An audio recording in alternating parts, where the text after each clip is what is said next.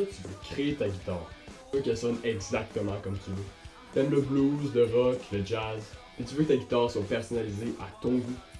Ben, t'es à ta bonne place. Dans cette vidéo, on va couvrir tous les aspects essentiels que tu as besoin de savoir si tu veux fabriquer une guitare custom à ton goût, sur laquelle tu vas pouvoir la spécialiser sur un tone plus doux pour avoir un style un petit peu plus blues ou un gros gain de malade avec tes pick-up que tu peux jouer du gros métal. Il est important de savoir que tu peux être nouveau dans le domaine de la musique, que tu n'as jamais joué de guitare de ta vie. Je vais pouvoir tout t'expliquer ça, inquiète-toi pas, ça va être super simple. Dans la création de la vidéo, j'ai pu interviewer un de mes amis qui lui a déjà construit sa guitare custom au complet. Il a commandé toutes ses pièces sur le site StuMac, qui est un site vraiment fiable. Il n'y a eu aucun problème avec les pièces qu'il avait commandées, tout était en ordre. Donc c'est vraiment un site que je vous recommande si vous cherchez des pièces de guitare de qualité à bas prix. Premièrement, on va parler de la sonorité, parce que c'est pas toutes les guitares qui ont le même son, et pour ça, il y a une raison. Premièrement, on va parler du type de bois. Il y a beaucoup de types de bois. Ils ont tous des caractéristiques vraiment spécifiques. Certains se ressemblent, mais il y a d'autres types qui varient vraiment, c'est vraiment important de le comprendre. Donc, quand on parle de bois, on parle évidemment du bois, du body de la guitare. Donc, voici un petit schéma d'une guitare avec les différentes composantes que vous pourrez identifier parce que je vais m'y référer souvent dans la vidéo. Le bois influence en grosse partie le tone de ta guitare. Le tone, dans le fond, c'est le son. C'est aussi simple que ça. Certains bois vont faire ressortir un tone plus bas, un tone plus doux qu'on appelle, ou un tone plus clean, plus haut. Donc là, je sais que c'est très abstrait. Le tone, il parle de tone, mais c'est quoi? Je vais faire une petite démonstration bien simple. Mon tone ici est à 10, ce qui veut dire que le tone est au maximum, il est au plus clean, il va faire sortir les notes les plus hautes. Théoriquement, ça devrait faire que les deux dernières cordes ici sortent plus. Ici, on peut se rendre compte que les deux dernières notes résonnent beaucoup plus que les premières. Si mon tone est à 0, on n'entendra presque pas mes notes hautes, mais ce sont les notes basses qui vont vraiment beaucoup ressortir, ce qu'on appelle un tone doux. On n'entend presque rien, c'est comme si on était sous la mer. Commençons par l'érable, un bois super répandu dans l'industrie de la guitare. On le retrouve aussi bien sur les guitares de haute qualité que de basse qualité. La valeur de la guitare dépend alors des autres caractéristiques de la guitare en tant que telle. Donc l'érable se spécialise dans un tone vraiment plus clair, vraiment plus clean, vraiment plus haut. Si tu veux te spécialiser avec des notes plus hautes, faire des gros solos de métal ou tout simplement jouer avec des notes plus hautes pour pas sonner comme une bass, le maple, oui, l'érable est sûrement un bois pour toi.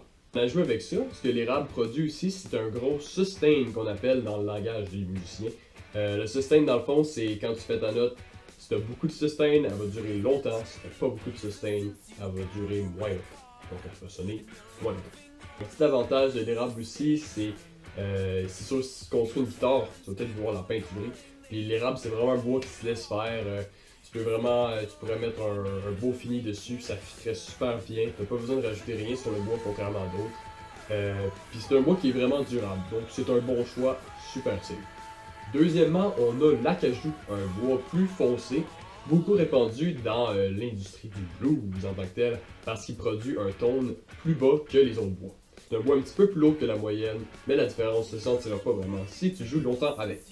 Une petite note importante à savoir, si tu t'achètes un body en acajou, si tu veux pouvoir le peinturer, il va y avoir des petites pores dans le bois, dans le fond, des petits trous, puis si tu décides de peinturer, il y a des grosses chances que ça fasse des coulisses, puis des amas de peinture dans ces petites pores-là. Donc il va falloir que tu t'achètes un wood filler, que ça s'appelle, c'est comme une petite pâte que tu peux mettre sur ton bois pour que tu aies un petit fini bien plus lisse, ta peinture va être parfaite peinture. Bon, mais là, si tu me dis, Zach, je suis nouveau là-dedans, je sais même pas quel style de musique je vais vouloir jouer avec ma guitare, tout ce que tu me dis, ça me sert à rien, je vais chercher juste un choix safe. Eh bien, toi, je te dis, le frêne. Le frêne, dans le fond, c'est un bois qui va modifier ton son de manière presque nulle. Il va quasiment pas le colorer, c'est vraiment pas un bois qui modifie quelque chose, puis c'est ça.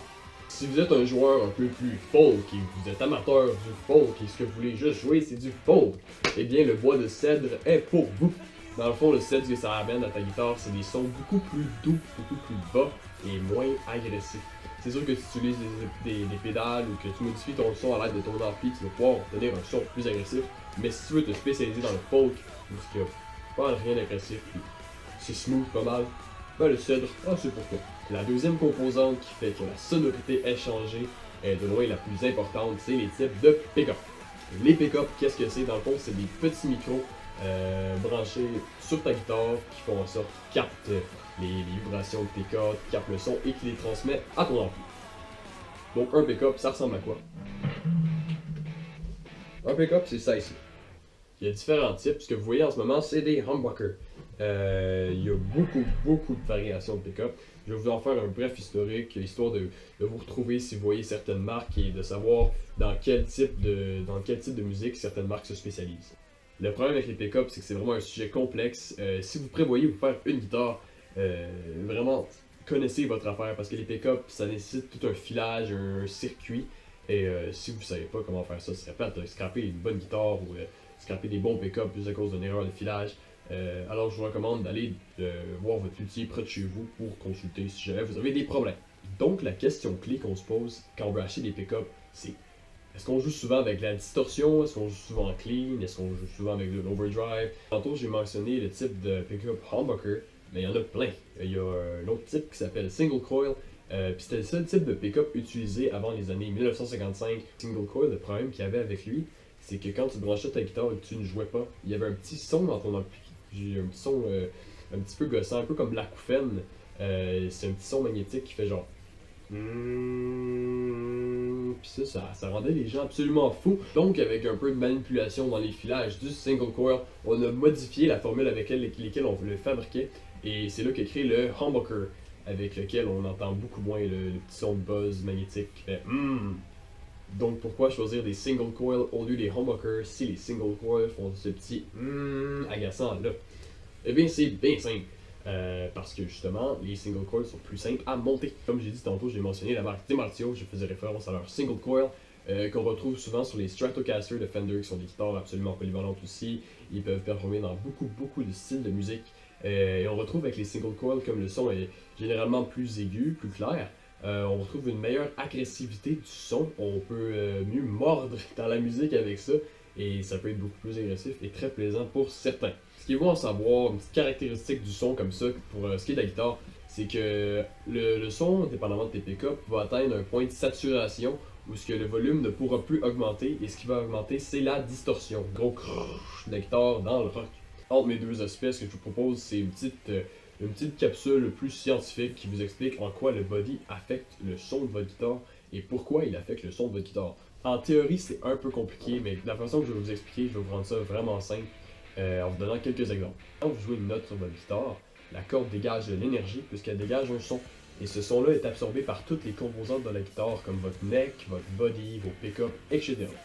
L'autre body vient jouer son rôle, c'est que dépendamment de la sorte de bois, il va avoir une densité différente, et c'est avec sa densité, dans le fond, que le bois va décider à quel rythme il absorbe l'énergie et à quelle fréquence. Donc tantôt, je parlais de l'acajou comme étant un bois très poreux, donc nécessairement pas très dense comparé aux autres bois comme l'érable ou le frêne.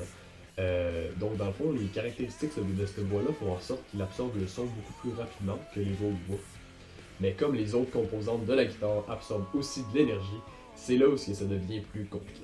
Quand l'acajou absorbe l'énergie dégagée par la corde, il résonne. Et ces résonances-là sont transmises au pick-up d'une certaine manière, et puis transmis à l'ampli pour créer des notes et des sons et des belles musiques. L'acajou étant un bois moins dense, il produit des notes plus chaleureuses, plus douces, donc un ton plus bas. C'est la fin de notre capsule science. Nous passons maintenant au deuxième aspect, la jouabilité. Maintenant, on va traiter des formes de neck, des formes de manches de la guitare. Le neck se situe exactement ici. Le neck peut prendre différentes formes et offre différents avantages en termes de jouabilité. Donc voici les différentes formes de neck ici à l'écran. Ils sont représentés par des lettres de C, V, D, C. Il y a même d'autres représentations qui varient. Des fois, on a des medium V, des hard V, des medium D. Ça varie vraiment d'un auteur à l'autre. Mais le principe est le même. Plus le neck est petit, plus ça va être facile pour vous de pouvoir bouger vos doigts plus librement sur le fretboard qui se situe juste ici. Dans le fond, c'est où est-ce qu'on appuie sur les frets pour pouvoir jouer. Comme ça, vous pouvez faire, vous avez plus de jouabilité, vous pouvez plus jouer des solos plus rapides que si vous avez un gros manche encombrant. Dans ce cas-là, le manche est plus utile pour pouvoir jouer des power chords que voici.